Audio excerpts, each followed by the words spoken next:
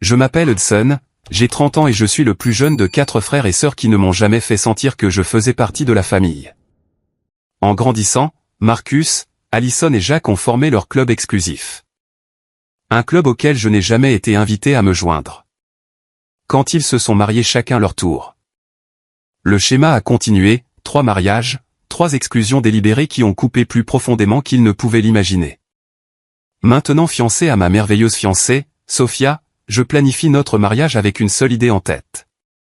Après des années à être mis à l'écart, c'est enfin mon tour. Avant de partager comment j'ai fait goûter à mes frères et sœurs leur propre médecine, laissez un j'aime, abonnez-vous à la chaîne, et dites-moi d'où vous regardez. Le drame familial frappe différemment quand on l'a vécu. Et croyez-moi, cette vengeance a été servie à la température parfaite. J'ai grandi dans un quartier calme de classe moyenne à Portland, en Oregon, où la plupart des familles avaient 2 ou 3 enfants qui jouaient ensemble après l'école. Notre maison se distinguait par ses 4 enfants. Bien que de l'extérieur, personne n'aurait deviné que j'appartenais à peine.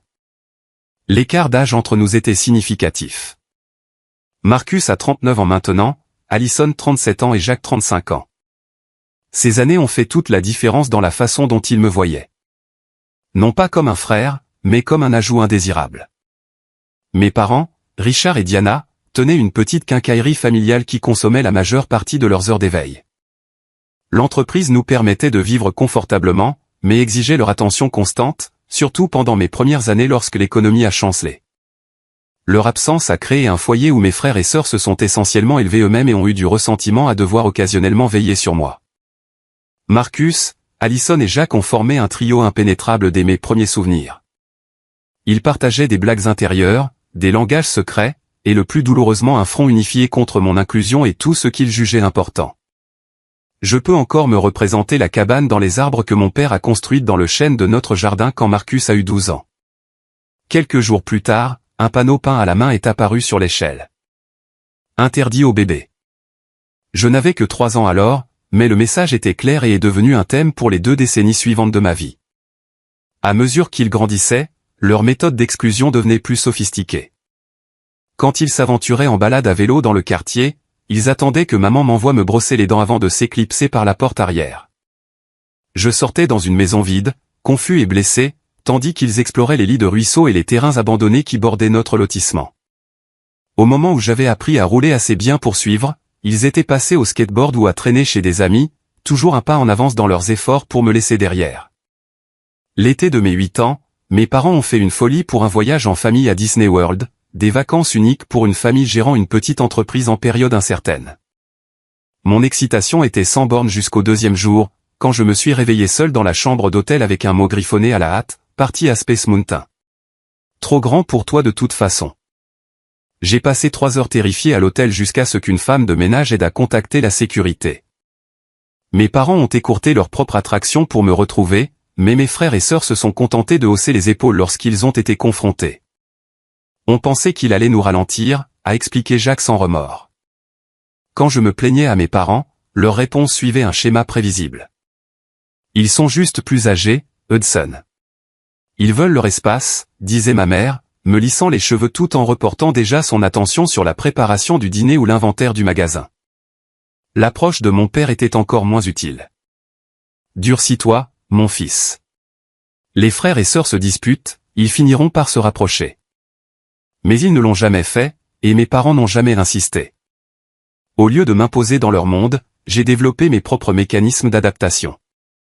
Pendant qu'ils revendiquaient l'arrière-cour et la salle de loisirs du sous-sol, j'ai transformé ma chambre en sanctuaire. Je dévorais des livres d'aventure et d'amitié, construisais des maquettes d'avions complexes et apprenais à coder en utilisant un ordinateur obsolète que mon père avait rapporté d'une vente de garage. Je suis devenu autonome par nécessité, développant des passe-temps solitaires qui ne nécessitaient pas l'approbation ou la participation des autres. Le seul point positif était mon amitié avec Tyler Johnson, qui vivait 3 maisons plus loin, un enfant unique avec des parents qui accueillaient la présence constante d'un ami calme et bien élevé. La maison de Tyler est devenue mon refuge. Ses parents m'invitaient à des voyages de camping, applaudissaient mes présentations scolaires et se souvenaient de mes préférences alimentaires, toutes choses que ma propre famille réussissait rarement. Madame Johnson a un jour commenté que j'étais pratiquement de la famille, une remarque décontractée qui a provoqué des larmes inattendues que j'ai rapidement attribuées à des allergies. Mon 10e anniversaire reste particulièrement douloureux. Ma mère avait organisé une modeste fête au bowling local, invitant mes camarades de classe avec des cartes colorées que j'avais aidé à adresser. Le matin de la célébration est arrivé et nous avons attendu tandis que les pistes réservées restaient vides. 1 heure après l'heure de début, ma mère a commencé à passer des appels, découvrant que mes frères et sœurs avaient dit à mes amis que la fête avait été reportée au week-end suivant. Juste un malentendu, a insisté mon père. Mais les sourires échangés entre Marcus et Allison ont raconté la véritable histoire. Nous avons joué au bowling en famille à la place. Mes frères et sœurs se plaignant tout le temps d'avoir manqué d'autres plans. Cet anniversaire a déclenché quelque chose en moi. Non seulement de la douleur, mais de la détermination. Si je ne pouvais pas gagner leur respect par le lien familial, je forcerais leur reconnaissance par l'accomplissement. Je me suis jeté à corps perdu dans les études, rejoignant le journal de l'école au collège et l'équipe de débat au lycée. J'ai accumulé des trophées et des certificats que mes parents affichaient fièrement, bien que mes frères et sœurs les aient dénigrés comme des récompenses de chouchou des professeurs. À 17 ans, j'avais obtenu une bourse substantielle pour une université prestigieuse de la côte opposée. Un accomplissement que même Marcus, qui avait fréquenté le collège d'État aux frais de nos parents, ne pouvait pas minimiser. La nuit où j'ai reçu mon dossier d'acceptation, ma mère m'a appelé dans la cuisine après le dîner, mes frères et sœurs déjà dispersés dans leur chambre ou sortis avec des amis. « Tu sais que nous sommes fiers de toi », a-t-elle dit, les mains repliant nerveusement un torchon. « Mais c'est si loin. Es-tu sûr de vouloir déménager à travers le pays ?» Cette question contenait la première reconnaissance de mon existence en tant que personne indépendante avec des désirs qui ne tournaient pas forcément autour de notre dynamique familiale. Je me souviens m'être senti à la fois validé et triste qu'il ait fallu 17 ans et un départ imminent pour provoquer cette prise de conscience. « Je suis sûr, maman », ai-je répondu, imaginant déjà la liberté d'un endroit où personne ne me connaissait comme le 4e enfant oublié. Notre dernier dîner en famille complète avant mon départ pour l'université reste gravé dans ma mémoire, non pas pour une connexion significative, mais pour sa formalité gênante. Mes parents avaient insisté pour que tout le monde soit présent, ce qui a entraîné un repas inconfortable où mes frères et sœurs vérifiaient leur téléphone sous la table et offraient des félicitations monosyllabiques lorsqu'on les y incitait. Je suis parti pour l'école la semaine suivante avec un curieux mélange d'excitation et de soulagement. Sentant déjà que la distance pourrait être ma meilleure défense contre une vie entière de rejet subtil. Dès ma 2e année d'université, j'avais créé une vie qui me semblait authentiquement la mienne. Ma spécialisation en études de communication jouait sur mes forces.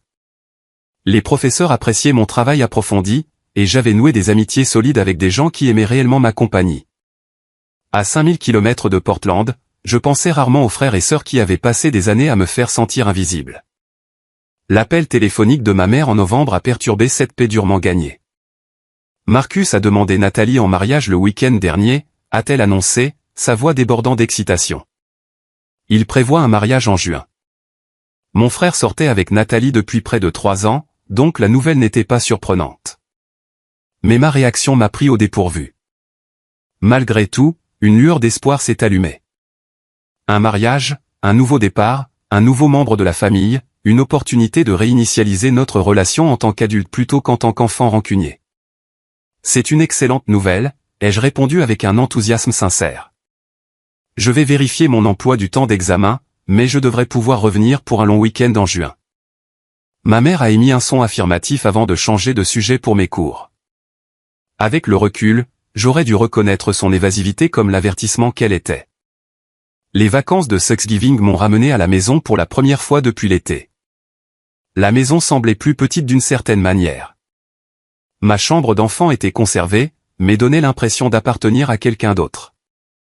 Marcus et Nathalie nous ont rejoints pour le dîner, apportant des magazines de mariage brillants et des brochures de lieux qui ont dominé la conversation. Nous pensons au jardin au bord de la rivière. Nathalie s'est exclamée, montrant des photos d'un lieu élégant au mur de verre surplombant la rivière Willamette. Ils ont la vue la plus incroyable sur le coucher de soleil pour la réception. Marcus semblait différent autour d'elle, plus doux, plus animé. Il m'a même reconnu en me posant des questions sur l'école. Et pendant un bref et stupide instant, j'ai imaginé que mon frère avait dépassé les rancunes de l'enfance quand Nathalie a mentionné avoir besoin d'aide pour assembler des sacs de bienvenue pour les invités venant de l'extérieur. Je me suis porté volontaire immédiatement, impatient de contribuer. C'est tellement gentil, Hudson, a-t-elle dit, touchant mon bras. Nous garderons certainement cela à l'esprit. Plus tard ce soir-là, en aidant ma mère à débarrasser la vaisselle, j'ai entendu Marcus dans le salon avec Allison et Jacques, leur voix portant à travers la bouche d'aération. « Qu'est-ce qu'on fait avec le problème du gamin ?» a demandé Allison, un terme qui m'a instantanément ramené aux vacances en famille où j'étais toujours le défi logistique. « Je m'en occupe, a répondu Marcus, sa voix plus basse. Le lieu a des limites strictes d'invités, donc nous utilisons ça. Il va y croire ? Jacques semblait sceptique. Pourquoi pas ? Ce n'est pas comme s'il connaissait quoi que ce soit à l'organisation de mariage. Leurs rires m'ont fait l'effet d'une douche froide. 20 ans, à mi-chemin de l'université, et toujours le problème du gamin à gérer et à écarter. Je suis resté figé dans la cuisine, assiette à la main, tandis que ma mère faisait semblant de ne pas entendre, s'activant à emballer les restes. Le lendemain matin, j'ai confronté Marcus alors qu'il prenait un café avant de retourner à son appartement. Mes parents et mes frères et sœurs dormaient encore, nous offrant un rare moment seul. Je vous ai entendu parler hier soir, ai-je dit, allant droit au but à propos du problème du gamin. C'est toujours ce que je suis pour vous ? Marcus a eu la décence de paraître momentanément mal à l'aise avant que son expression ne se durcisse en un dédain familier. N'écoute pas aux portes des conversations privées, Hudson. Alors, c'est vrai que vous utilisez de fausses restrictions de lieu pour m'exclure de votre mariage ? Il a soupiré, posant sa tasse de café. Écoute, ce n'est pas personnel. Nathalie et moi voulons une certaine ambiance, et la liste d'invités est devenue compliquée avec sa grande famille. Le lieu a des restrictions de capacité. Assez pour inclure tous les cousins et amis universitaires, mais pas ton propre frère. Tu ne l'apprécierais pas de toute façon, a-t-il dit, son ton suggérant qu'il était raisonnable. Ce sont surtout des personnes âgées, la famille de Nathalie, nos amis. Tu t'ennuierais. Ce soir-là, j'ai fait des recherches sur Riverfront Gardens en ligne, trouvant facilement leurs informations de capacité, places assises confortables pour un maximum de 250 invités avec piste de danse. J'ai également découvert plusieurs forfaits qui permettaient d'ajouter des invités moyennant un supplément par personne. Il n'y avait pas de limite stricte, seulement les limites du budget et des préférences. Ma mère m'a trouvé dans ma chambre, fixant l'écran de l'ordinateur portable. Hudson, a-t-elle commencé, s'asseyant avec hésitation sur le bord du lit. Je veux parler du mariage de Marcus. Il n'y a rien à dire, ai-je répondu, tournant l'ordinateur portable pour lui montrer les informations sur le lieu. L'excuse de la limite d'invités est un mensonge. Il ne veut juste pas que je sois là. Ses yeux se sont remplis de larmes, confirmant ce que je savais déjà. Lui et Nathalie ont une vision spécifique pour leur journée. Parfois, les couples se laissent prendre par les détails du mariage et perdent de vue ce qui est important. Et qu'est-ce qui est important pour vous, maman ? Parce qu'il semble que vous et papa soyez d'accord pour que je sois le seul membre de la famille immédiate à ne pas être invité au mariage de mon propre frère. Elle n'a eu aucune réponse, juste une sortie en larmes et une porte fermée. Mon père a tenté de réparer les dégâts le lendemain, m'offrant maladroitement $300 pour faire quelque chose d'amusant ce week-end à la place. L'argent semblait confirmer que mon absence était achetée plutôt que pleurée, une transaction qui privilégiait l'harmonie familiale à mon inclusion. Ce Thanksgiving a marqué ma première réalisation dévastatrice. Mes parents n'étaient pas seulement des observateurs passifs de mon exclusion, mais des facilitateurs actifs qui privilégiaient le maintien de la paix avec mes frères et sœurs à ma défense. L'invitation officielle au mariage est arrivée chez mes parents en avril, adressée uniquement à Richard et Diana Walker. Ma mère m'a appelé pour me le dire, sa voix soigneusement neutre, comme si elle annonçait le temps plutôt qu'un autre rejet délibéré. Le week-end de juin du mariage de Marcus m'a trouvé seul dans mon appartement d'été près du campus. Mes colocataires étaient partis en vacances. Instagram et Facebook sont devenus des instruments de torture. Alors que je faisais défiler les photos de membres de la famille en tenue de soirée se rassemblant au lieu que j'avais recherché des mois plus tôt, mon cousin a posté une photo de groupe intitulée « La famille représentée », qui incluait toutes les tantes, oncles et cousins, sauf moi. Une semaine plus tard, Marcus a envoyé un SMS. « Désolé que tu n'aies pas pu venir. Le mariage était super. Nous enverrons des photos quand nous les aurons. » Comme si j'avais eu un conflit d'horaire. Comme si la décision avait été la mienne. Cette nuit-là, allongé dans mon lit, fixant le ventilateur de plafond, j'ai eu mes premières pensées de vengeance éventuelle. Pas quelque chose de destructeur ou de dramatique, mais une réponse karmique parfaite au bon moment. Cependant, j'ai repoussé ces pensées, me concentrant plutôt sur la construction d'une vie où je n'avais pas besoin de l'approbation ou de l'inclusion de personnes qui avaient passé 2 décennies à prouver que je ne comptais pas pour elles. 2 ans se sont écoulés dans un tourbillon de réussites universitaires et d'indépendance croissante. Au cours de ma dernière année, j'ai obtenu un stage en marketing prometteur auprès d'une entreprise technologique de Seattle qui garantissait pratiquement un emploi à temps plein après l'obtention de mon diplôme. Ma vie prenait forme exactement comme je l'avais prévu, à 5000 km de la famille qui n'avait jamais fait de place pour moi. L'email de ma mère est arrivé pendant la semaine des examens finaux. Allison et Brendan se sont fiancés le week-end dernier. Ils prévoient un mariage en automne. Appelle quand tu peux. Malgré tout, cette lueur d'espoir familière est revenue. Peut-être l'exclusion de Marcus avait-elle été une anomalie, une erreur qu'Allison ne répéterait pas. Après tout, elle avait toujours été légèrement moins hostile que nos frères, m'incluant occasionnellement dans des soirées cinéma quand de meilleures options ne se présentaient pas. Après avoir terminé mes examens, j'ai pris une décision impulsive de rentrer chez moi sans prévenir. Peut-être que le fait de me montrer, d'être physiquement présent au lieu d'une voix distante au téléphone, leur rappellerait que j'étais une vraie personne avec des sentiments, pas seulement une pensée après coup gênante. Je suis arrivé un samedi après-midi, prenant un covoiturage depuis l'aéroport pendant que ma mère était au magasin.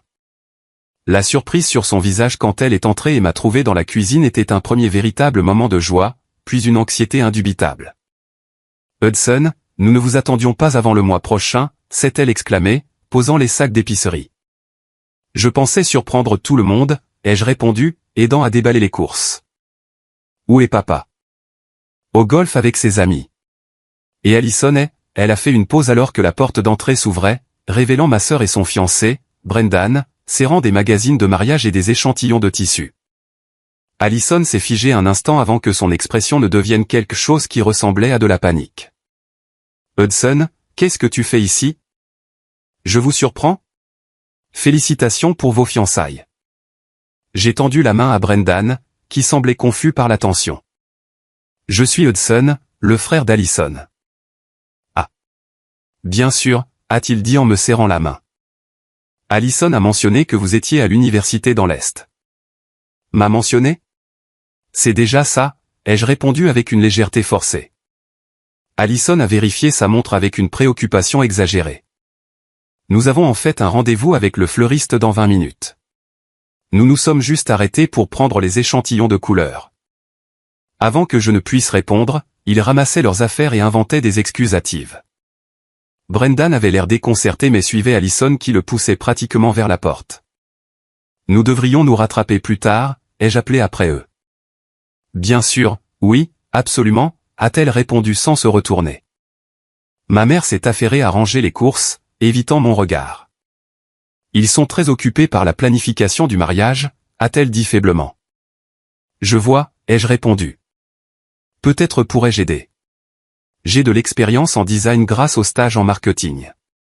Je pourrais aider avec le site web ou les invitations. » Le malaise sur le visage de ma mère m'a tout dit avant même qu'elle ne parle.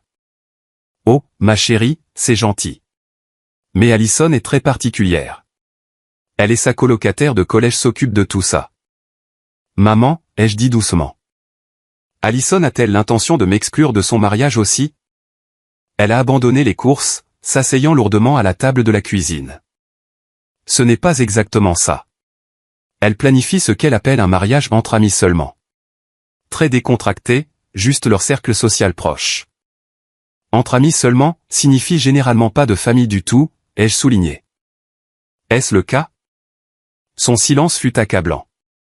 Au cours des 2 jours suivants, j'ai reconstitué la vérité grâce à des questions minutieuses posées aux membres de la famille élargie. Grands-parents, tantes, oncles, cousins, tous avaient reçu des cartes, réservé la date, pour la célébration intime d'Allison dans un vignoble rustique. Le seul membre de la famille non inclus était moi. J'ai confronté Allison à son appartement, lui ayant envoyé un SMS cette fois pour éviter une autre fuite hâtive. « Dis-moi juste la vérité, » ai-je dit, debout dans son salon méticuleusement décoré. « Pourquoi suis-je le seul membre de la famille exclu de ton mariage soi-disant entre amis seulement ?» Elle a soupiré dramatiquement, comme si je créais un problème déraisonnable. Hudson, ce n'est rien de personnel. Tu ne t'intégrerais simplement pas à mes amis. Tu ne les connais pas. Tu ne partages pas notre histoire. Je ne connais pas la famille de Brendan non plus, mais ils sont invités. C'est différent. C'est sa famille et je suis la tienne, ai-je rétorqué, ma voix se brisant légèrement. Que tu le veuilles ou non, quelque chose dans son expression s'est durci. Écoute, ce n'est pas nouveau. Nous n'avons jamais été proches. Marcus, Jacques et moi avons grandi ensemble, nous avons le groupe de discussion, les blagues intérieures, les expériences partagées. Tu étais toujours juste là, en périphérie. Vous avez un groupe de discussion? La révélation n'aurait pas dû faire aussi mal qu'elle l'a fait. Elle a roulé des yeux. Depuis le lycée, on l'appelle -1. Au moment où les mots ont quitté sa bouche, elle a eu la grâce d'avoir l'air légèrement honteuse. -1, ai-je répété, le sens limpide. Eh bien, merci pour l'honnêteté, je suppose, Hudson. Ne fais pas de ça une affaire plus importante qu'elle ne l'est. C'est juste une fête. Ce n'est pas juste une fête. C'est un choix délibéré de m'exclure des événements familiaux encore et encore. Et le pire, maman et papa vous ont laissé faire. Elle n'a eu aucune réponse à cela. Juste un haussement d'épaule inconfortable avant de vérifier l'heure et de mentionner un autre rendez-vous. De retour chez mes parents, leur défense était encore plus faible que lors du mariage de Marcus. Mon père a tenté d'expliquer qu'Alison avait toujours été têtue, tandis que ma mère a suggéré que je me concentre sur les aspects positifs des liens familiaux. Quels aspects positifs, ai-je demandé. Sincèrement curieux de savoir ce qu'elle pouvait bien indiquer. Aucun n'avait de réponse. J'ai écourté ma visite, refusant d'assister au repas de Thanksgiving familial où le mariage d'Alison dominerait sans aucun doute la conversation. Au lieu de cela, j'ai accepté l'invitation de Tyler à rejoindre sa famille à Chicago, où il fréquentait maintenant l'université. Le contraste entre l'accueil chaleureux de la famille Johnson et le froid dédain de la mienne était à la fois réconfortant et douloureux. Quand Noël est arrivé, je suis rentré à la maison seulement parce que ma grand-mère avait spécifiquement demandé que tous ses petits-enfants soient présents pour ce qui pourrait être ses dernières vacances. La réunion de famille forcée a inclus un moment atroce lorsqu'Alison a fait circuler ses photos de mariage professionnel, narrant chaque image tandis que j'étais assis silencieusement, exclu à la fois de l'événement et des souvenirs. J'ai maintenu une expression stoïque tout au long, gardant ma crise de nerfs pour l'intimité de ma chambre d'enfant cette nuit-là. Alors que les larmes coulaient enfin, j'ai pris une résolution du nouvel an, construire ma propre famille grâce à des amitiés et des relations avec des gens qui me voulaient activement dans leur vie, plutôt que de continuer à chercher l'acceptation de ceux qui l'avaient constamment refusé. Après l'obtention de mon diplôme, j'ai accepté le poste à temps plein dans le cabinet de marketing de Seattle où j'avais fait mon stage. Le déménagement à travers le pays semblait symbolique. Non seulement quitter le campus de la côte et qui avait été mon domicile temporaire, mais créer une distance géographique permanente par rapport aux dynamiques familiales qui avaient défini mon enfance. Seattle me convenait. L'énergie créative de l'industrie technologique correspondait à mes ambitions, et la réputation de la ville pour ses habitants polis mais réservés signifiait que je pouvais établir des liens à mon propre rythme.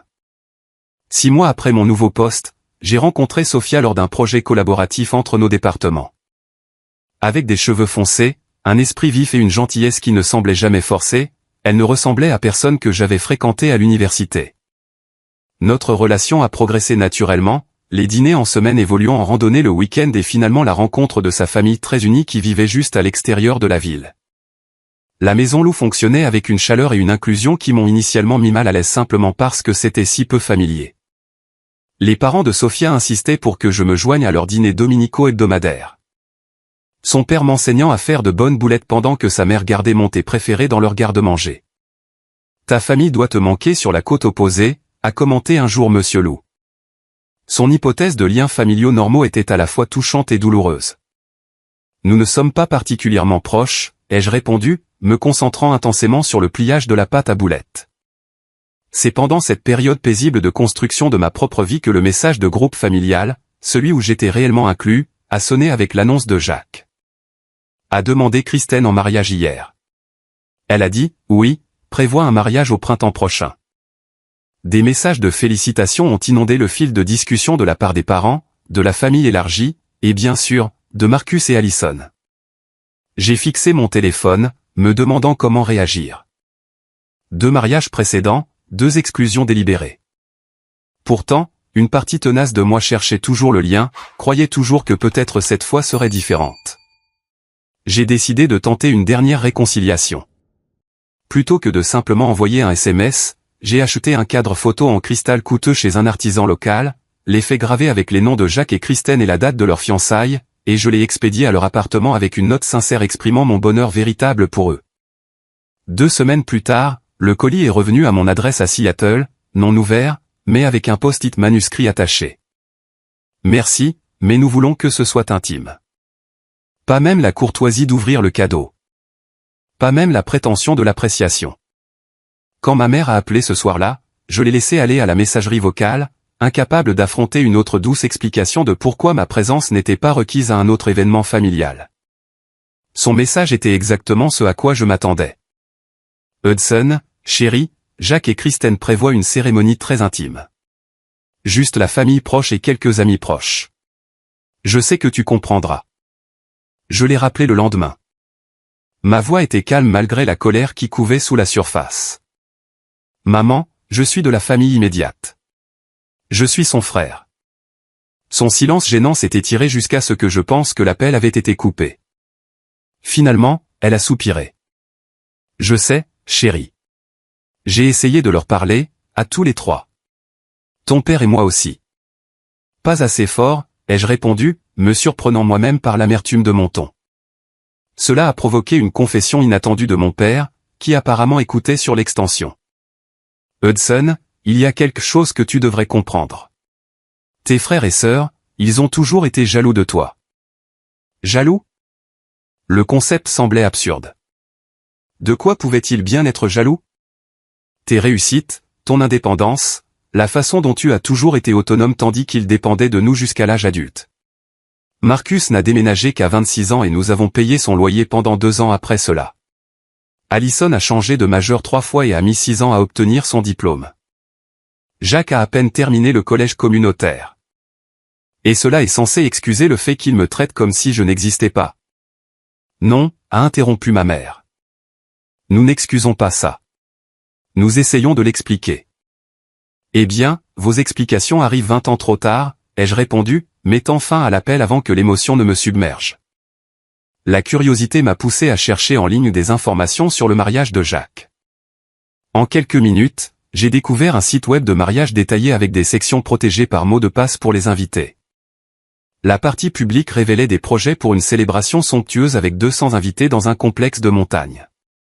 Tant pis pour la cérémonie intime. Plus troublant que le mensonge était la section « Notre histoire », présentant des photos de famille au fil des ans, la remise des diplômes de Jacques, les vacances en famille, les réunions de vacances, toutes soigneusement sélectionnées pour exclure toute trace de mon existence. Un étranger consultant le site supposerait que Jacques était le plus jeune de 3 frères et sœurs, et non de 4. J'ai appelé Jacques directement, ce que je faisais rarement. À ma surprise, il a répondu. Hudson, c'est inattendu.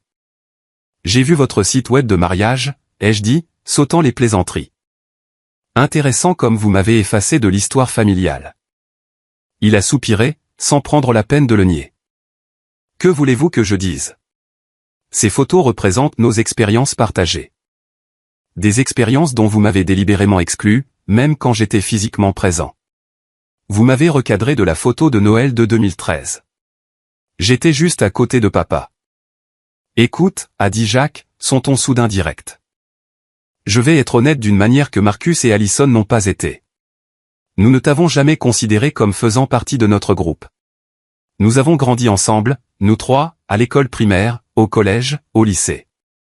Tu n'étais qu'une pensée après coup, le gamin qui est arrivé quand nous avions déjà établi notre dynamique. La cruauté de son honnêteté était en quelque sorte pire que les précédentes prétentions. J'avais 3 ans de moins que toi, Jacques, pas une espèce différente. Vous avez choisi de m'exclure à chaque tournant. Et nous faisons toujours ce choix, a-t-il répondu. Je n'attends pas de toi que tu comprennes. Oh, je comprends parfaitement. Et un jour, tu comprendras peut-être aussi.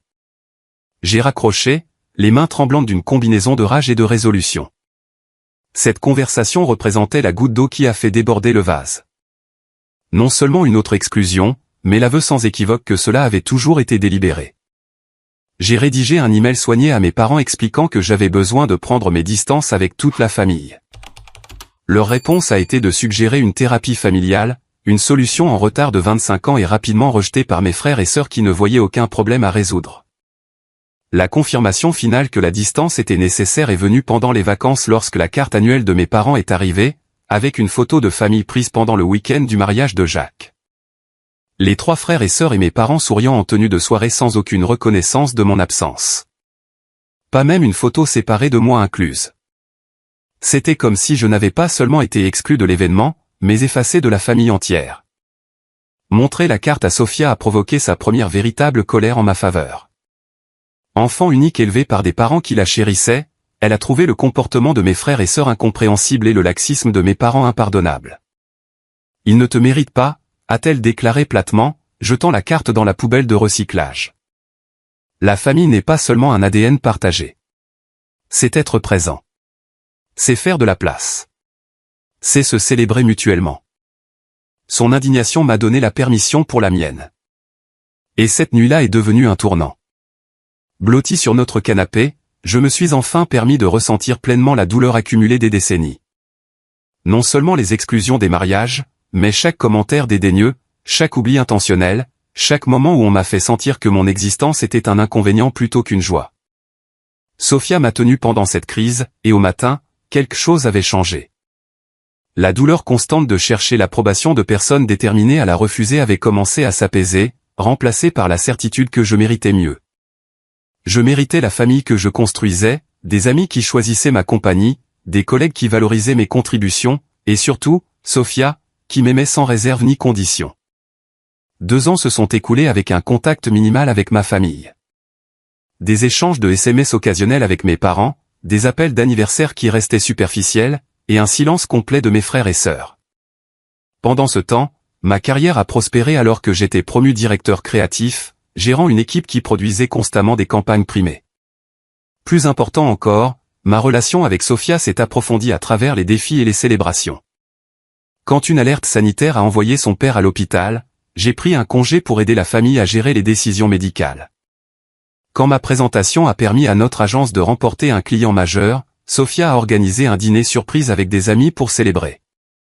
Nous avons construit des rituels et des souvenirs qui sont devenus le fondement de notre vie commune. Pour notre 2e anniversaire, j'ai planifié un voyage de randonnée d'1 week-end au Mont-Rainier, l'évasion en plein air préférée de Sophia.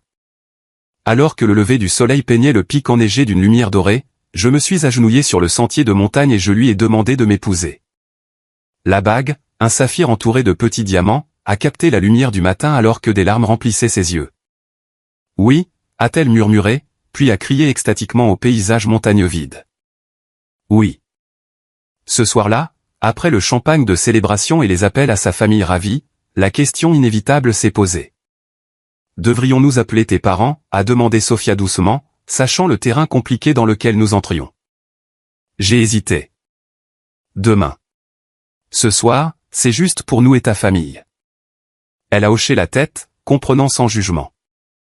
Et quand nous commencerons à planifier, que veux-tu faire de tes frères et sœurs? La question planait entre nous, l'éléphant dans la pièce qu'il faudrait aborder. Honnêtement, je ne sais pas encore, ai-je admis. Une partie de moi veut être la personne la plus grande. Une autre partie se souvient exactement de ce que c'était d'être le seul membre de la famille non invité à 3 mariages différents. Quoi que tu décides, je te soutiens, m'a-t-elle assuré, sa main chaude dans la mienne. Ce sont ta famille, mais c'est notre mariage. Nous faisons les règles. Le lendemain, j'ai appelé mes parents pour leur annoncer la nouvelle. Leur joie sincère s'est clairement manifestée. Ma mère pleurant des larmes de joie et la voix de mon père rude d'émotion. Aucun des deux n'a mentionné mes frères et sœurs avant la toute fin de l'appel. As-tu déjà prévenu Marcus, Alison et Jacques, a demandé ma mère avec hésitation. Non, ai-je répondu honnêtement. Je ne suis pas sûr de le faire. Le silence qui a suivi en a dit long. Finalement, mon père s'est raclé la gorge. Ils ont changé, Hudson, depuis que tu es parti. Je pense qu'ils ont réalisé certaines choses. C'est bon à entendre, ai-je répondu avec neutralité. Mais ça n'efface pas le passé. Après l'appel, j'ai posté une simple annonce de fiançailles sur les réseaux sociaux, la plateforme que mes frères et sœurs utilisaient le plus activement. En quelques heures, des commentaires de félicitations sont apparus de la part d'amis, de collègues et de la famille élargie. Il n'y avait aucune réaction notable de Marcus, Allison ou Jacques, bien que je savais qu'ils avaient vu le message. 3 jours plus tard, ma mère a de nouveau appelé, « Sont-on prudent? Tes frères et sœurs ont vu ton annonce de fiançailles. Ils sont très heureux pour toi. C'est intéressant? » Ils ne pouvaient pas me le dire directement, Hudson. Elle a soupiré. Pouvons-nous en parler en personne? Peut-être que ton père et moi pourrions venir à Seattle le mois prochain. Nous pourrions discuter des préparatifs du mariage et d'autres choses.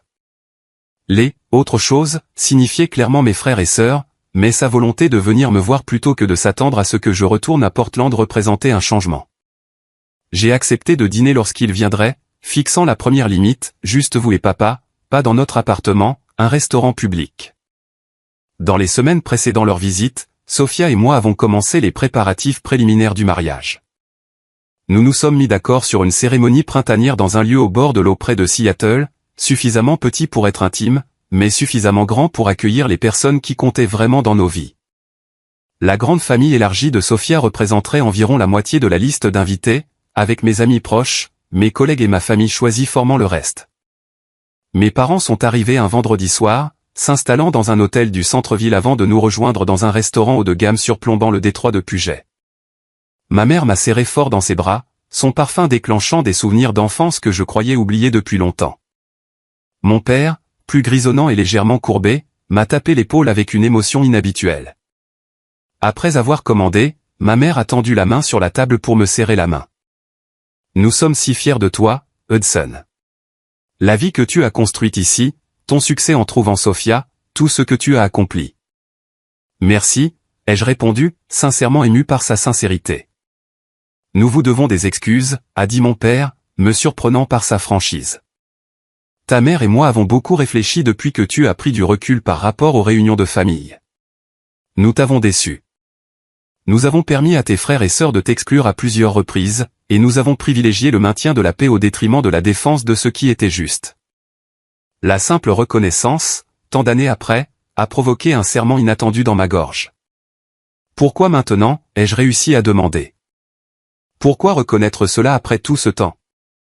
Parce que te perdre de nos vies nous a fait réaliser ce que nous avions fait, a répondu ma mère, les larmes aux yeux. La chaise vide pendant les fêtes, le silence là où tes nouvelles devraient être. Nous avons finalement compris ce que tu devais ressentir toutes ces années, présent mais invisible. Leurs excuses semblaient sincères. Leurs regrets palpables. À travers la nappe blanche et les bougies vacillantes. Des décennies de douleur ne pouvaient pas se dissoudre en une seule conversation, mais quelque chose a changé en moi. Une volonté de considérer que les gens pouvaient changer, pouvaient reconnaître leurs erreurs, pouvaient faire mieux. J'apprécie ça, ai-je finalement dit. Cela signifie beaucoup de vous l'entendre dire. Nous aimerions vous aider avec le mariage si vous le permettez, a proposé mon père. Financièrement et autrement. Tout ce que vous et Sophia voulez, nous y réfléchirons, ai-je répondu. Pas tout à fait prêt à accepter pleinement leur offre. Alors que le dessert arrivait, ma mère a abordé avec hésitation le sujet que je savais inévitable. Tes frères et sœurs ont posé des questions sur le mariage. Ils veulent savoir s'ils seront inclus. J'ai posé ma fourchette. La paix momentanée perturbée. Après m'avoir exclu de leurs 3 mariages, pourquoi s'attendraient-ils à une invitation au mien? Ils regrettent leurs actes, a insisté mon père. Ils ont grandi, Hudson. Te voir construire ta vie sans eux a été un signal d'alarme. Les mots sont faciles, ai-je rétorqué. Ont-ils réellement exprimé ce regret envers moi? L'un d'entre eux m'a-t-il contacté directement? Mes parents ont échangé des regards. Ils ont peur que tu les rejettes, a admis ma mère. Ils savent à quel point ils t'ont blessé. Alors que notre conversation se poursuivait, j'ai réalisé que j'étais à la croisée des chemins. Je pouvais perpétuer le cycle d'exclusion, donnant à mes frères et sœurs exactement ce qu'ils m'avaient donné, un aperçu de ce que c'était d'être des outsiders, les oublier, ou je pouvais briser le schéma, étendre l'invitation qu'ils ne m'avaient jamais offerte. Et potentiellement commencer à guérir des blessures qui avaient suppuré pendant des décennies. À la fin du dîner, je ne m'étais engagé ni dans un sens ni dans l'autre, mais j'avais accepté d'y réfléchir. De retour dans notre appartement cette nuit-là, Sophia et moi avons longuement discuté de la situation. « Qu'est-ce que tu veux vraiment faire ?» a-t-elle demandé, blottie à mes côtés au lit. Non pas ce que tu penses devoir faire ou ce qui leur donnerait une leçon, mais ce qui rendrait notre jour de mariage parfait pour toi. J'ai examiné attentivement sa question. Honnêtement, je veux qu'ils comprennent ce que j'ai ressenti. Je veux qu'ils vivent ce que je leur ai fait subir, mais je ne veux pas devenir comme eux dans le processus. Cette nuit-là, tandis que Sophia dormait à mes côtés, l'inspiration m'est venue. Il y avait une troisième option, un juste milieu parfait qui fournirait à la fois la réponse karmique que je désirais et l'opportunité de croissance que mes parents croyaient que mes frères et sœurs méritaient. Le lendemain matin, j'ai exposé mon plan à Sophia, qui a écouté avec des yeux écarquillés avant d'éclater de rire d'appréciation. « C'est en fait génial », a-t-elle admis. Exactement le bon équilibre entre conséquences et opportunités. Avec son approbation, j'ai commencé la planification détaillée du mariage pour de bon. Nous avons choisi un magnifique lieu au bord de l'eau avec vue sur les montagnes olympiques, choisi une palette de couleurs qui complétait la beauté naturelle du nord-ouest du Pacifique, et créé un site web pour partager les détails avec nos invités. Plus important encore, j'ai élaboré une section spéciale de notre liste d'invités, 3 entrées qui recevraient des invitations très particulières conçues pour délivrer un message puissant en gestation depuis des années. L'exécution de mon plan a nécessité de la précision et une attention aux détails, des qualités que j'ai développées au cours des années de travail professionnel en conception. Pendant que Sophia coordonnait avec les traiteurs et les fleuristes, je me suis concentré sur la création de 3 cartes spécialisées qui ne semblaient être que des invitations de mariage. J'ai sélectionné un papier cartonné épais de couleur crème identique à nos véritables invitations, j'ai commandé la même calligraphe, et j'ai utilisé des enveloppes et des seaux de cire assortis. Pour l'observateur occasionnel, ces 3 pièces seraient indiscernables des véritables invitations envoyées à nos vrais invités. Le contenu, cependant, était soigneusement élaboré pour refléter les excuses que mes frères et sœurs avaient utilisées au fil des ans. Pour Marcus, l'aîné qui avait invoqué des limites strictes d'invités tout en invitant 200 autres. J'ai écrit, Hudson Walker et Sophia vous prie de bien vouloir prendre note qu'en raison de limites strictes d'invités lors de notre prochaine célébration de mariage, nous ne sommes pas en mesure de vous accueillir, vous ou votre conjoint. Bien que d'autres membres de la famille élargie soient présents, nous avons pris la difficile décision de privilégier ceux avec qui nous partageons des liens significatifs. Pour Allison, qui m'avait exclu sous prétexte d'un mariage entre amis seulement tout en invitant tous les autres membres de la famille, sa carte disait « Hudson Walker et Sophia le sont heureux d'annoncer leur célébration de mariage ». Qui inclura les amis et les membres de la famille qui ont constamment montré leur soutien tout au long de notre relation. Comme il s'agit d'un rassemblement de personnes qui se soucient sincèrement de nous deux, nous ne pensons pas que vous vous sentiriez à l'aise dans la communauté authentique que nous avons créée.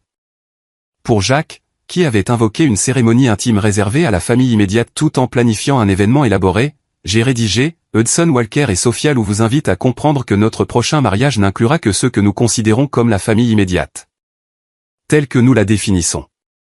Bien que cette définition englobe les parents éloignés, les amis proches et les collègues qui ont été présents dans nos vies, elle ne s'étend malheureusement pas aux frères et sœurs qui nous ont systématiquement exclus de leurs événements majeurs. » Chaque carte incluait une petite photo de Sophia et moi entourés de notre famille choisie d'amis, ainsi que la date et le lieu réel de notre mariage. En bas de chaque carte, j'ai ajouté une touche finale, information que vous n'êtes pas invité à utiliser. Le design était magnifique, le message indubitable, l'exécution impeccable. Quand j'ai montré les cartes complétées à mes parents lors de leur dernière journée à Seattle, ils ont d'abord été choqués. Hudson, cela semble dur, a commencé ma mère, lisant la carte de Marcus avec des yeux écarquillés. Est-ce le cas, ai-je rétorqué. Ce sont littéralement leurs propres mots et actions qui leur sont renvoyés. Je ne fais rien qu'il ne m'ait déjà fait. 3 fois différentes. Mon père a étudié chaque carte attentivement avant de hocher la tête lentement. C'est en fait juste. Douloureux, mais juste. Ils vous ont complètement exclus. Vous leur donnez la vérité avec un chemin vers l'avant. Exactement, ai-je convenu. Je ne leur interdis pas de me contacter ou d'essayer de se faire pardonner. Je leur montre simplement exactement ce que leur comportement a ressenti en utilisant leur propre justification. Après une discussion réfléchie, mes parents ont accepté à contre-cœur de soutenir mon approche, reconnaissant qu'il s'agissait d'une réponse proportionnée plutôt que d'une vengeance malveillante. Ma mère a même admis, peut-être est-ce ce dont ils ont besoin pour vraiment comprendre l'impact de leur choix. J'ai posté les cartes avec confirmation de livraison, m'assurant qu'elles arriveraient simultanément chez chacun de mes frères et sœurs. Puis j'ai attendu, sachant que les messages soigneusement élaborés déclencheraient exactement la réaction que j'anticipais. L'explosion est survenue 48 heures plus tard. Mon téléphone a vibré avec un message de groupe de Marcus. « Qu'est-ce que c'est que ça, Hudson ? Une sorte de blague de mauvais goût ?» Allison a répondu quelques secondes plus tard. « C'est mesquin et puéril. Je pensais que tu étais censé être le plus mature, Jack. » Typiquement le plus direct, a écrit simplement. « Pas cool, mec. Pas cool du tout. » Je n'ai pas répondu au chat de groupe, les laissant mijoter dans l'inconfortable reconnaissance de leur propre tactique.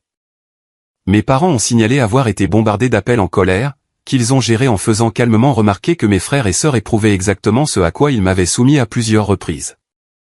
Marcus fut le premier à m'appeler directement, sa voix tendue d'une colère contenue. « Je comprends que tu sois en colère contre le passé, mais là, tu vas trop loin. »« Vraiment ?» ai-je demandé calmement. « J'utilise simplement les mêmes excuses que tu as utilisées pour m'exclure de ton mariage. »« Comment ça fait d'être à l'autre bout ?»« Ça fait chier, » a-t-il admis après une longue pause. « Mais c'était il y a des années, Hudson. Les gens changent. C'est pratique que tu aies changé. Juste à temps pour assister à mon mariage. » Il n'a eu aucune réponse à cela. Allison a laissé un message vocal en larmes sur l'importance de la famille et à quel point elle était blessée, l'ironie lui ayant apparemment échappé, qu'elle exprimait exactement les sentiments qu'elle avait rejetés quand ils étaient les miens. Jack a adopté l'approche la plus directe, se présentant à mon immeuble de bureau sans préavis un après-midi. La réceptionniste a appelé et contre mon meilleur jugement, j'ai accepté de le rencontrer dans le hall. « Nous devons parler de ça », a-t-il dit, brandissant la non-invitation. « De quoi faut-il parler ? Tu m'as exclu de ton mariage, affirmant que c'était seulement la famille immédiate alors que tu as invité 200 personnes. Je te rends simplement l'appareil. » Ce n'était pas personnel, a-t-il insisté, faisant écho à des mots qui m'avaient profondément blessé des années auparavant. « Cela rend les choses pires, pas meilleures, ai-je répondu. Tu m'as blessé si négligemment que tu n'as même pas considéré que c'était important. Pendant les 30 minutes suivantes, j'ai calmement énuméré chaque exclusion, chaque rejet, chaque moment où il m'avait délibérément fait me sentir indésirable dans ma propre famille. À chaque exemple, la posture défensive de Jack diminuait jusqu'à ce qu'il s'asseye lourdement sur un banc du hall, l'air sincèrement ébranlé. « Je n'y avais jamais pensé de ton point de vue, » a-t-il admis. « Nous t'avons juste toujours considéré comme séparés parce que tu as choisi, j'ai souligné, tous les jours pendant des décennies. Vous avez choisi de me traiter comme un étranger. » Pour la première fois dans nos vies d'adultes, j'ai vu un véritable remords dans son expression. « Je suis désolé, Hudson. Je le suis vraiment. Nous avons tout gâché. Oui, vous l'avez fait. » Je me suis levé pour mettre fin à la conversation. « Et maintenant, vous savez exactement ce que ça fait. » Alors que je me dirigeais vers l'ascenseur, il m'a appelé. « Alors c'est ça. Nous ne sommes pas invités, point final. » Je me suis retourné brièvement. Les cartes n'étaient pas de vraies invitations, Jack. C'étaient des miroirs. Ce qui se passe ensuite dépend de vous tous. Ce soir-là, Sophia m'a tenu pendant que je digérais les confrontations, m'assurant que je n'avais rien fait de mal en me défendant enfin. Ils avaient besoin de ressentir ce que tu as ressenti, a-t-elle insisté. Parfois, les gens ne peuvent pas comprendre la douleur avant de l'avoir eux-mêmes vécue. Mes parents ont navigué dans une position délicate entre leurs enfants, essayant de servir de médiateur sans prendre parti. Les membres de la famille élargie ont commencé à me contacter, certains soutenant ma position, d'autres exhortant au pardon sans responsabilisation. J'ai maintenu des limites fermes tout au long, sans fermer complètement la porte ni me précipiter pour absoudre des décennies de douleur sans un véritable changement. Les réseaux sociaux sont devenus brièvement un champ de bataille avec des messages vagues d'Allison sur l'harmonie familiale et le pardon, clairement destinés à susciter la sympathie. Je suis resté silencieux en ligne, refusant de m'engager dans le drame familial public. Ceux qui me connaissaient vraiment comprenaient. Ceux qui ne comptaient pas ne comprenaient pas. À travers tout cela, j'ai ressenti une légèreté inattendue. Après des années à porter le poids du rejet, je l'avais enfin abordé directement au lieu de faire semblant que cela ne faisait pas mal. Les cartes de réponse n'avaient pas été une vengeance, mais une vérité, un miroir tendu au comportement que mes frères et sœurs n'avaient jamais été forcés de confronter. Pour la première fois de ma vie, ce n'était pas moi qui étais blessé, rejeté ou oublié. J'avais retrouvé mon pouvoir et je leur avais fait ressentir, juste brièvement, ce que j'avais enduré à plusieurs reprises. Et ce faisant, j'avais ouvert la possibilité, aussi petite soit-elle, d'un véritable changement. Notre jour de mariage a commencé avec un temps parfait dans le nord-ouest du Pacifique, un ciel bleu clair avec juste assez de couverture nuageuse pour créer des photographies spectaculaires sur fond des montagnes olympiques. Le lieu au bord de l'eau ressemblait exactement à ce que nous avions imaginé, avec des décorations simples et élégantes qui complétaient plutôt que de rivaliser avec la beauté naturelle qui nous entourait. Alors que je me tenais dans une pièce privée, ajustant ma cravate, mon téléphone a vibré avec un SMS inattendu de Marcus.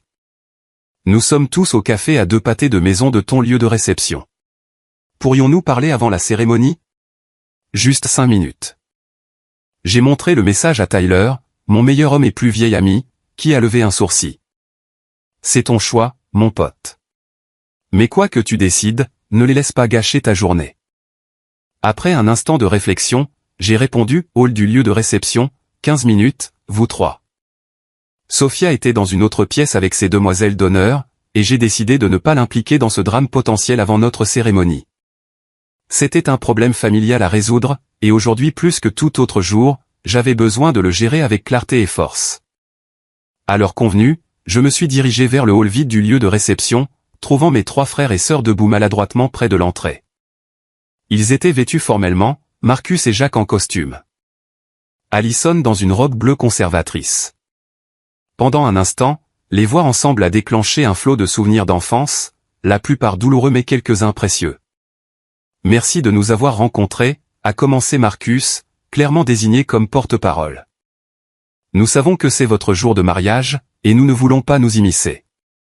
Pourtant, vous êtes là, ai-je observé avec neutralité. Nous méritons les cartes que vous avez envoyées, a interrompu Allison, sa voix se brisant. Chaque mot. Jacques a hoché la tête en signe d'accord. Il a fallu ressentir ce que tu as ressenti pour vraiment comprendre.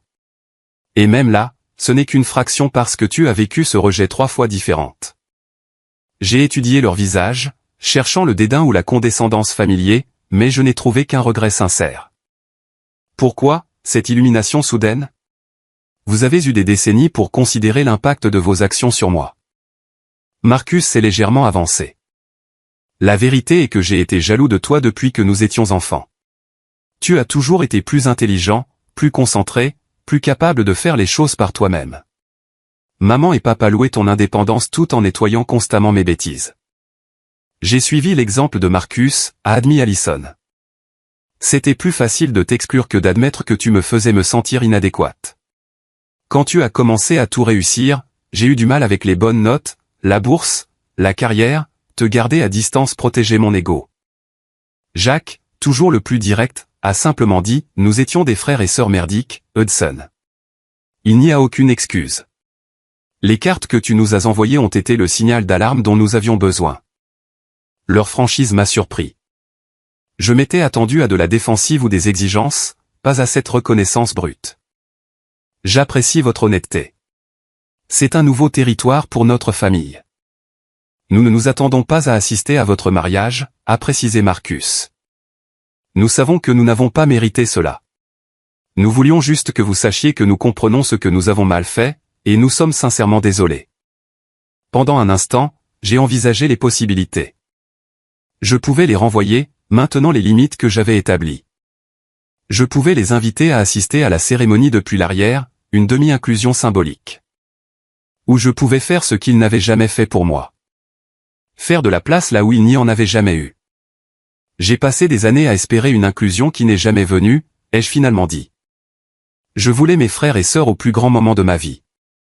Et vous avez choisi de m'exclure de tous les vôtres. Aujourd'hui, il s'agit de construire une nouvelle famille avec Sophia, une famille basée sur le choix plutôt que sur l'obligation. Leurs visages se sont effondrés, s'attendant clairement au rejet. Mais peut-être est-ce là le but, ai-je poursuivi. Je choisis d'être différent de vous. Non pas parce que j'ai oublié ou parce que la douleur n'a pas d'importance, mais parce que je ne veux pas perpétuer le cycle. J'ai vérifié ma montre. La cérémonie commence dans 45 minutes. Si vous voulez assister juste à la cérémonie, pas à la réception, il y aura des sièges au dernier rang. Votre choix. Sans attendre leur réponse, je suis retourné à ma salle de préparation, me sentant étrangement paisible. Qu'ils restent ou partent, j'avais retrouvé mon pouvoir en faisant le choix qu'ils ne m'avaient jamais offert. La cérémonie elle-même fut tout ce que nous avions espéré, intime, joyeuse et authentique. Alors que Sophia marchait vers moi au bras de son père, son sourire radieux reflétait tout ce qu'il y avait de bon dans ma vie. Nous avons échangé des vœux que nous avions écrits nous-mêmes, promettant de créer une famille ensemble, de construire des liens plutôt que des murs, de nous choisir chaque jour. Pendant mes vœux, j'ai inclus une phrase qui avait une signification particulière. Je promets de créer avec toi le genre de famille où chacun se sent valorisé, où l'appartenance n'est pas méritée mais librement donnée, où l'amour n'est pas conditionnel mais constant. Du coin de l'œil, je les ai aperçus, 3 silhouettes au dernier rang. Marcus essuyant ses yeux, Allison penchée sur l'épaule de Jacques. Ils avaient choisi de rester, d'être témoins, de respecter mes conditions plutôt que d'imposer les leurs. Le toast de mon père à la petite réception, à laquelle mes frères et sœurs n'ont pas assisté, respectant mes limites, a évoqué le chemin qui nous avait menés à ce jour. Hudson, a-t-il dit, la voix lourde d'émotion, a appris à notre famille ce à quoi ressemble la vraie force.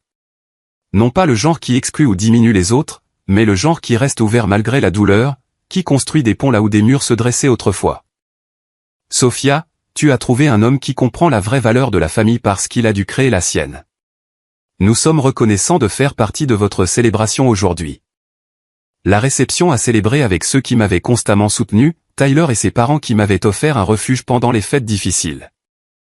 Des amis d'université qui étaient devenus de la famille, des collègues qui étaient devenus des confidents, et bien sûr, la famille chaleureuse et accueillante de Sophia qui m'avait accepté sans réserve. Alors que nous nous préparions à partir pour notre lune de miel en Nouvelle-Zélande, Sophia m'a serré la main. Des regrets sur la façon dont tu as géré les choses? Aucun, ai-je répondu honnêtement. Pour la première fois, j'ai fixé les conditions d'engagement avec mes frères et sœurs au lieu d'accepter les miettes d'inclusion qu'ils offraient. Quoi qu'il arrive ensuite, ce sera différent grâce à cela. 3 semaines plus tard, de retour de notre lune de miel dans notre appartement rempli de cadeaux de mariage non déballés. J'ai trouvé un SMS de Jacques. Nous organisons un dîner de famille mensuel chez Marcus. Le premier dimanche de chaque mois. Pas de pression, mais il y aura toujours des places pour toi et Sophia si jamais vous voulez vous joindre à nous. J'ai montré le message à Sophia, qui a levé un sourcil. Qu'est-ce que tu en penses? Tu veux y aller? Pas immédiatement, ai-je répondu, mais peut-être un jour. Selon nos conditions, pas les leurs. 6 mois plus tard, nous avons assisté à notre premier dîner de famille, arrivant avec des limites claires, et repartant avec un espoir timide. Les dynamiques avaient visiblement changé. Mes frères et sœurs ont fait de véritables efforts pour m'inclure dans les conversations, ont posé des questions sur notre vie à Seattle et ont montré de l'intérêt à connaître Sophia. Le chemin pour guérir les blessures familiales est long et rarement direct. Certains jours apportaient des progrès, d'autres des revers. Mais les cartes de mariage avaient accompli ce que des décennies de silence n'avaient pas pu faire, forcer mes frères et sœurs à voir réellement l'impact de leur choix et à commencer le travail d'un véritable changement. Le Noël dernier, pour la première fois de ma vie d'adulte, je me suis senti vraiment inclus dans les célébrations familiales. Le moment qui a cristallisé ce changement est arrivé quand Marcus m'a demandé d'aider son fils adolescent avec les candidatures universitaires, valorisant mon expérience et ma perspective. Allison a demandé mon avis sur une idée d'entreprise. Jacques m'a gardé une place à côté de lui au dîner. Des petits gestes peut-être, mais révolutionnaires dans le contexte de notre histoire familiale. Ce que j'ai appris à travers ce voyage, c'est que parfois les gens ont besoin d'expérimenter ce qu'ils infligent avant de pouvoir vraiment comprendre son impact. Ma vengeance n'était pas de leur faire du mal, mais de brandir un miroir qui les a finalement forcés à voir ce qu'ils avaient fait. Et dans ce reflet, ils ont trouvé la motivation de changer. Avez-vous déjà dû tenir tête à des membres de votre famille qui vous ont traité injustement? Auriez-vous géré les choses différemment dans ma situation? Laissez un commentaire ci-dessous pour partager vos réflexions. Et si cette histoire a résonné en vous, veuillez aimer, vous abonner et partager avec quelqu'un qui pourrait avoir besoin d'entendre que fixer des limites avec la famille n'est pas égoïste. C'est parfois le seul chemin vers une véritable connexion. Merci d'avoir écouté mon histoire et puissiez-vous trouver le courage d'écrire la vôtre à votre manière. As I'm falling, I hit it. Whack! Bang! Perfect. Never miss. Never fail. If I fail, it's because I'm dead.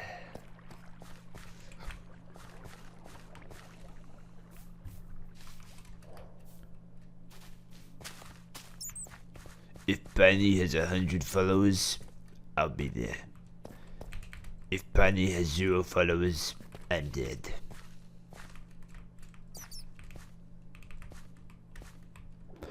Bing bing bing bing bing bing bing bing bing bing bing bing bing bing bing bing bing. I actually don't know where I am anymore. I got lost. It's actually kind of a sick generation. It's got my boys are sitting. Unsit. Unsit. Sick 'em, girls.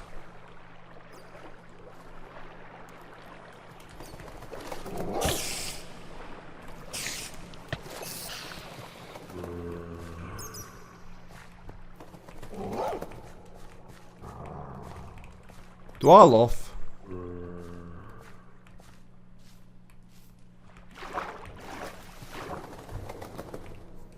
I didn't need to use the warp. Probably should have gotten the warp though. Is Punny up or down? Punny's down. I came back down. Come here, kitten. This guy's a freaking menace. This guy's literally a freaking menace. You're a menace.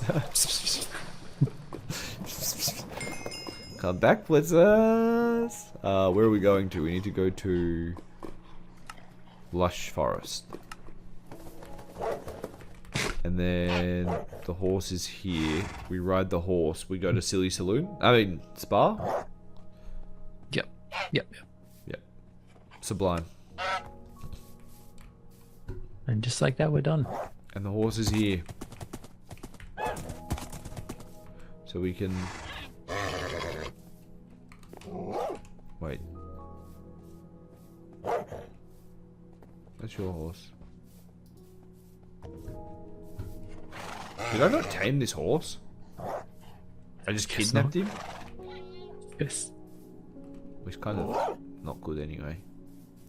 I reckon if we breed your horse and my horse, we can get a decent horse. That's definitely the play. Or, this one we should just maybe take care of, if you know what I'm saying. Damn, that's brutal. Actually, this horse would be good for getting the speed average up because it's... Peter, the horse is here. Because yours... Actually, your speed's about... Mine is very comparable, but this one's jump height is so bad that it would be... Just... go here.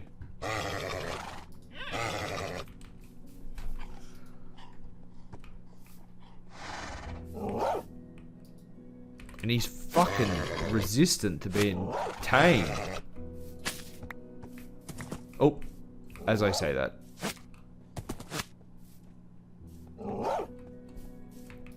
What?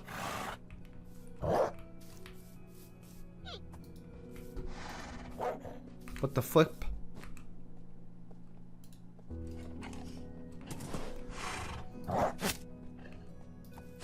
There we go.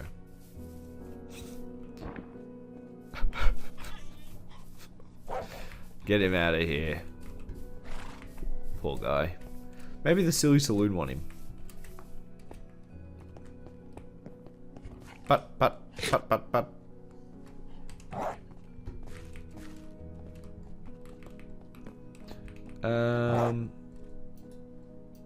I need to make... Do you or do you not feel bonita? I feel bonita.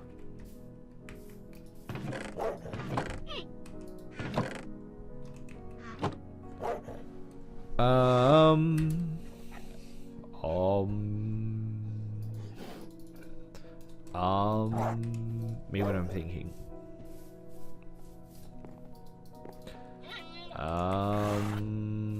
Why did I just make a fucking bucket? I forgot that we had scaffolding.